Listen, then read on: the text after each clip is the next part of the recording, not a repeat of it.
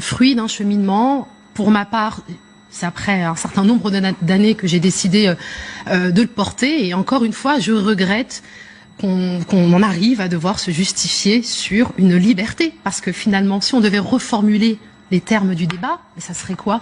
Êtes-vous pour ou contre la liberté de religion garantie par la Déclaration des droits de l'homme et du citoyen, par la Constitution, par les conventions internationales auxquelles la France est partie? C'est ça la question finalement. Je ne crois pas que ce soit ça la question, si je peux me permettre, parce que je pense que cette question-là, elle est réglée. Le port du hijab et de tout, à part la burqa, toutes les autres formes de voilement sont totalement acceptées et garanties dans l'espace public. La question est qu'en France, nous avons depuis la loi de 1905 un principe qui est que l'État est neutre et protégé des influences religieuses par une règle qui est celle de la neutralité des fonctionnaires. Et c'est ça la règle. Et cette règle-là, je pense que vous y adhérez. C'est-à-dire que vous admettez... Donc personne ne souhaite que on puisse porter le hijab derrière un guichet d'un service public, à l'école.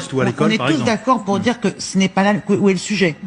Est-ce qu'on est d'accord pour dire on est quand même d'accord pour dire que les Françaises et les Français de confession musulmane ne se sont jamais opposés à la loi de 1905. Et je pense qu'il n'y aurait pas tous ces débats autour d'une loi, on n'aurait pas à légiférer pour interdire les femmes à porter le hijab lorsqu'elles accompagnent leurs enfants, si la loi de 1905 appréhendait ce type de comportement. Il y a quand même une contestation de la loi de 1905 aujourd'hui. Non. Elle est contestée par qui? Par une classe dirigeante. C'est quoi? Ce sont des personnes qui sacrifient les principes républicains sur l'autel de l'opportunisme ou à des fins électorales. Voilà où on en est aujourd'hui, monsieur. On parle de femmes bénévoles qui accompagnent des enfants lors de sorties pédagogiques. Et pardonnez-moi, madame, parce que vous avez été ministre du droit des femmes, mais des droits des femmes, s'il y en a plus. Des droits des femmes, c'est ce que je viens de dire, pardonnez-moi, mais c'est ce que je viens de dire. Il s'agit de défendre toutes les femmes sans distinction. Donc lorsque vous dites que les femmes qui choisissent de porter le hijab sont comme les nègres américains qui sont pour l'esclavage, il est difficile, très honnêtement, de vous entendre débattre de cette question-là. Le mépris que vous avez affiché vis-à-vis de ces femmes, et même de tous ceux qui ont souffert de l'esclavage, et de tous les héritiers de cet esclavage, je veux dire incroyable. Le hijab est un outil de diversion politique.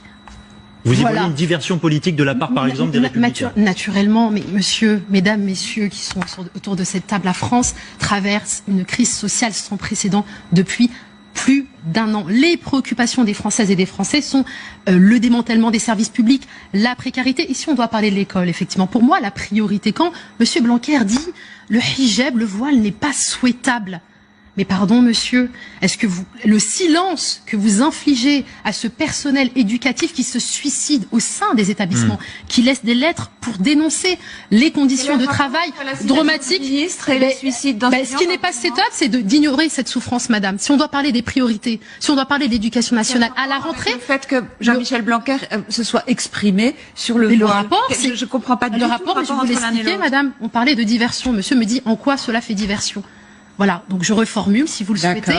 Le hijab est un écran de fumée. Les véritables problèmes, à 2 semaines de la rentrée, madame, plus de 45% des établissements manquaient de personnel enseignant. Ça, c'est inquiétant. Et quand on sait qu'en plus de ça, bien évidemment, que ça va impacter la scolarité de nos enfants. Non, parce que malheureusement, le discours que vous tenez... Pardonnez-moi, alors il y a un argument que je n'arrive plus à entendre. De vous victimiser. Non, je suis... Alors, c'est quand même assez incroyable, et parfaitement. Comme le dit si bien Christine Delphi, qui est une féministe que vous devez connaître, Madame Rossignol, nous comptons beaucoup de victimes et nous ne sommes pas victimaires. Donc, à un moment donné, il y a, par exemple, le 11 septembre, une femme qui a été poignardée devant ses enfants et qui porte le hijab.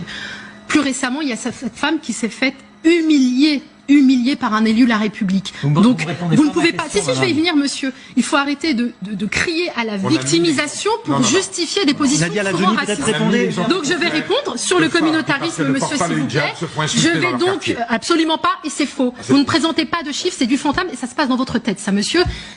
Monsieur, vous passez le temps, sur les chaînes d'information continue, à débattre de l'islam sans que les premières concernées soient présentes. Et vous êtes là ce soir, c'est justement pour ça. Bien sûr, mais ça change. Enfin, là, on a un tournant. Enfin, c'est presque révolutionnaire ce qui est en train de se passer. Donc, de me dire que, oui, il faudrait un dialogue avec les premiers... Vous passez votre temps à débattre sur les musulmanes et les musulmans. C'est un fonds de commerce pour beaucoup. Et je pense que l'islam et le hijab renarcissisent des égos ont besoin de reconnaissance médiatique. Je peux vous assurer que je pense que si les musulmanes et les musulmans n'étaient pas là, non, pas que, mais la gauche a pavé la voie aussi. Justement, alors, Laurence Rossignol. Donc le communautarisme n'est pas souhaitable, monsieur. Ah, vous êtes contre? Bien évidemment. Très bien. Bien évidemment. Mais moi, monsieur, vous parlez à une femme qui aimerait bien travailler sans qu'on la discrimine.